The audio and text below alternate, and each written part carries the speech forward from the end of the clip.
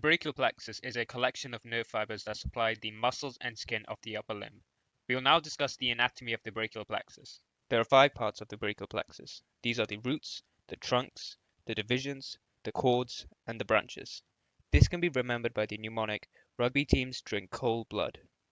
When we talk about the roots of the brachial plexus, we are talking about the anterior rami of the spinal nerves C5 to T1. The roots C5 and C6 come together and form the superior trunk.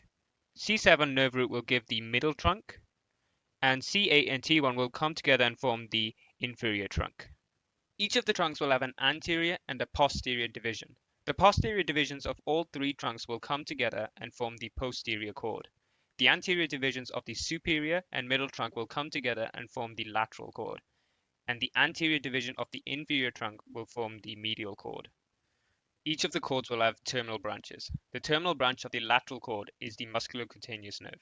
The posterior cord will have 2 terminal branches. These are the axillary nerve and the radial nerve. The terminal branch of the medial cord is the ulnar nerve. The lateral cord and the medial cord will both give branches that will come together and form the median nerve. This is what gives the characteristic M shape in the brachial plexus. There are other nerves in the brachial plexus. From the C5 root, there is the dorsal scapular nerve.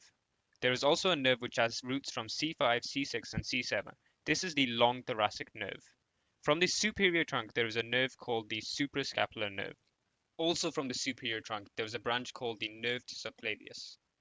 From the lateral cord, there is a branch called the lateral pectoral nerve. From the posterior cord, there are 3 more branches. One of the branches is called the upper subscapular nerve. The next branch of the posterior cord is called the thoracodorsal nerve. This is also called the middle subscapular nerve. And the other branch of the posterior cord is going to be the lower subscapular nerve. Finally, the medial cord. This will have 3 more branches. One of the branches is called the medial pectoral nerve. The other branch of the medial cord is the medial cutaneous nerve of the arm. And finally, the other nerve of the medial cord is going to be the medial cutaneous nerve of the forearm. And that is the brachial plexus.